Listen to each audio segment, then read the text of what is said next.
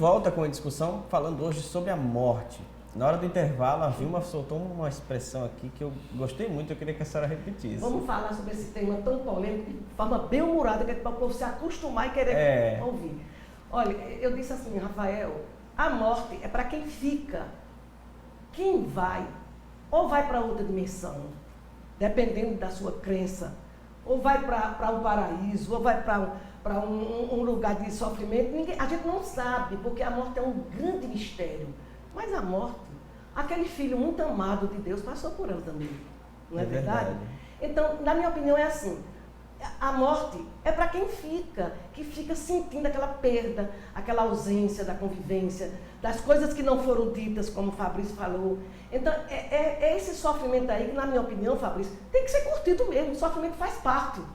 Isso é uma relação dialética. O problema é quando não se consegue sair depois desse luto, que é o né? Retomar a vida, né? Tem que retomar a vida. Olha, do ponto de vista filosófico, numa linha de tempo, toda filosofia, seja ela oriental ou ocidental, fala numa perspectiva de morte, de certa forma muito limitada. Sabe por quê, gente? Porque morte e tempo a gente não domina.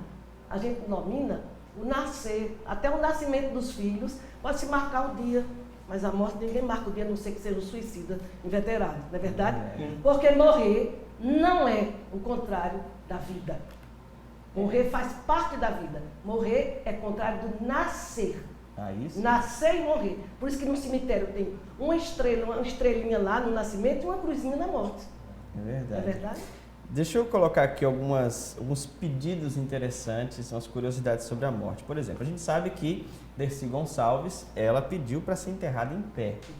E depois de um tempo a gente descobriu, através de um programa de televisão, que depois a própria família colocou o caixão na horizontal, né? O cantor Frank Sinatra, ele recebeu um típico funeral católico, mas com alguns detalhes que não são nada religiosos. Colocaram no caixão, a pedido dele, uma garrafa de uísque, um isqueiro e alguns centavos de dólar para serem usados, entre aspas, para telefonemas de emergência. E ele ainda pediu para colocar na lápide, o melhor ainda está por vir. O criador do seriado Star Trek pediu que as cinzas dele fossem lançadas no espaço e foram, em 1997, como parte do funeral. Essas cinzas circularam a Terra até 2002, quando elas entraram na atmosfera terrestre. E o Malcolm McLaren, que é o ex-empresário da banda Sex Pistols, que morreu de câncer aos 64 anos, pediu que não queria minuto de silêncio, queria minuto de desordem. Então foi feito um funeral bem extravagante, com muita barulheira, e no caixão dele foi colocado os dizeres: rápido demais para viver, jovem demais para morrer. Foi transportado em uma carruagem. É interessante respeitar sempre os pedidos das pessoas. Eu quero ser enterrado assim, eu quero ser cremado, eu quero ser feito isso. Qual a tua opinião sobre isso?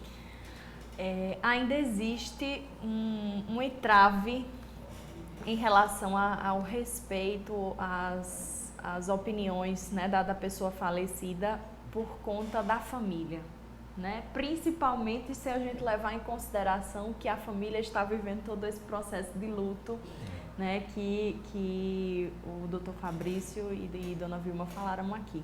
Então, ainda é bem complicado. Veja, são pedidos assim que chocam, bem extravagantes, né? São pedidos extravagantes, né? Mas se a gente transportar para uma realidade mais próxima nossa, transplante de órgãos, né? Doação de órgãos, né? A gente debateu já esse tema aqui, bem difícil às vezes convencer. Às vezes, né, a pessoa até quer ser doador de órgãos, mas ainda existe aquela resistência da família. Então, eu acredito que, na medida do possível, né, que se deve respeitar, né, as vontades, né, da pessoa, mas a gente também deve levar em consideração que a família também existe aquele processo de luto, né? Mas a minha opinião pessoal, né, é que se deve sim respeitar, já visto que a pessoa, né, faleceu e tudo, então deve se respeitar aquela vontade, do né? luto em si, né? Poder cumprir um desejo da pessoa que a gente gosta, né? E é importante isso porque acaba, né, fazendo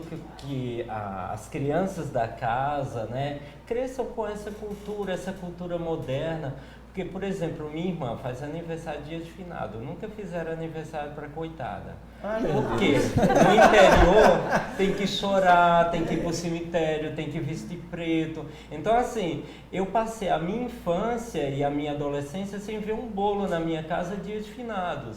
Porque a gente tem que chorar. Como é o nome dela?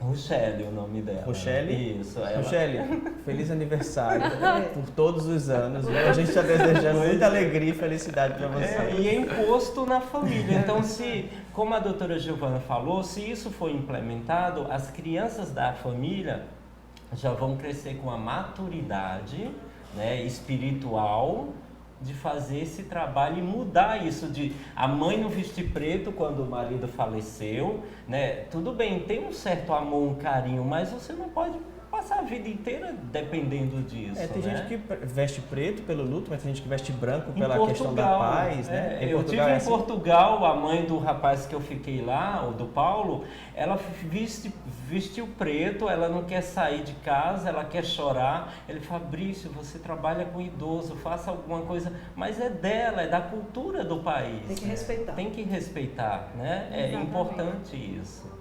Ok, deixa eu pegar uma última curiosidade antes da gente fazer as considerações finais, que em Porto Alegre, desde 2013, você pode fazer um diamante a partir das cinzas dos mortos. A partir de R$30 mil até R$121 mil é possível transformar as cinzas de uma pessoa querida num diamante. Vocês pensam numa possibilidade, se fosse possível assim, não tão caro, né? Fazer alguma coisa com as cinzas ou o que vocês veem assim um pedido desse? Assim? Interessante, porque, por exemplo, eu particularmente eu tenho um documento assinado que eu não quero ser enterrado, eu quero ser cremado e jogado no mar minhas cinzas. Eu gosto muito do mar, entendeu? Então, assim, eu particularmente é normal. Porque eu não quero de jeito nenhum, porque eu fico pensando, e se eu tiver claustrofobia, acordar dentro de um caixão? Porque há relatos que aquele ator, fantasioso isso, o Rui Barbosa, ele foi enterrado e ele tinha claustrofobia. Quando foram abrir o caixão, ele estava de lado. Existe, é uma doença que a pessoa para tudo e ela volta. Então não quer de jeito nenhum ser enterrado. Não dá, né? Dá uma sensação. Pelo amor. Exato. Pegando o gancho do doutor Fabrício, Rafael, existe, né, essa questão da elaboração dos documentos, dizendo a forma como você gostaria de ser, se você gostaria de ser enterrado, se você gostaria de ser cremado, se você gostaria que seus órgãos fossem doados. Isso é uma forma de fazer valer a sua vontade, registrado em cartório, de fazer valer a sua vontade, mesmo depois que você faleceu. Gente, só corrigindo, não é claustrofobia, é catalepsia. É uma doença que a pessoa tem que ir para tudo. Catalepsia. Isso. Mas a claustrofobia seria o ambiente fechado. Exato, mas a doença mesmo que para tudo, você é dado como morto, é essa, que o ator Rui Barbosa, quando abriram, ele estava de lado no caixão. Então ele tinha acordado, entendeu? A imagem foi péssima. A gente tem que fazer uma imagem bem mais tem uns filmes aí que falam sobre pessoas enterradas vivas que são assim super. Mas eu acho que deva ser respeitada a vontade de cada um. Eu sou pela liberdade. Bom, a gente está com o tempo quase no finzinho, mas eu queria que vocês fizessem as considerações finais, tá? Vamos começar com a Vilma. Vilma, eu queria agradecer muito você ter participado, foi um debate muito leve, eu gostei muito de ter falado sobre um tema tão difícil, né? É verdade. Eu também me sinto gratificada, eu agradeço pelo espaço, porque a gente tem que ocupar esses espaços para levar essas mensagens para o povo, né? E deixar essa mensagem assim, gente, a natureza é muito sábia, não é? Se a gente olhar a natureza, a gente vê o quê? A gente vê uma sementinha que morre para nascer uma árvore, não é assim? Não é isso? A gente vê uma lagarta, um bichinho bem significante que um dia morre para se transformar em borboleta tão bonita. Então, que a gente leve essa mensagem assim de transformação e deixar de encarar a morte como uma coisa ruim, acabou, não tem mais. A gente permanece no coração das pessoas, a gente deixa nossas marcas nas pessoas, a gente gosta de viver até o fim. Olha, eu sou uma idosa. Eu sou uma senhora idosa, como diz meu marido, mas eu gosto muito de viver, muito de viver. E eu desejo que todos sejam muito felizes enquanto estivermos aqui desempenhando nossos papéis pela construção de um mundo melhor. A gente percebe na sua energia, assim, uma aura muito bacana, né? Fabrício, obrigado mais uma vez. Obrigado, eu quero agradecer e eu quero deixar... É bom isso, é importante para a sociedade, né? Essa abordagem, principalmente para os filhos, né? E eu quero deixar uma frase do Freud, que quando a gente se forma em psicologia, a gente vai a vida inteira com Freud, né? Então, Freud fala que a vida, por mais breve que seja, né? Você tem que vivenciar, né, toda a sua plenitude, pois nem a morte conseguirá ofuscar os belos e inesquecíveis momentos. Pois é, Freud vive até hoje por causa dos pensamentos dele, né? É verdade. Giovana, obrigado mais uma vez, viu? Como é que as pessoas podem procurar, assim, orientação jurídica é sempre bom, né? Muito obrigada, eu agradeço demais pelo espaço, acredito que a orientação da população nas questões jurídicas, né, e o espaço dado para que os profissionais façam essa orientação evita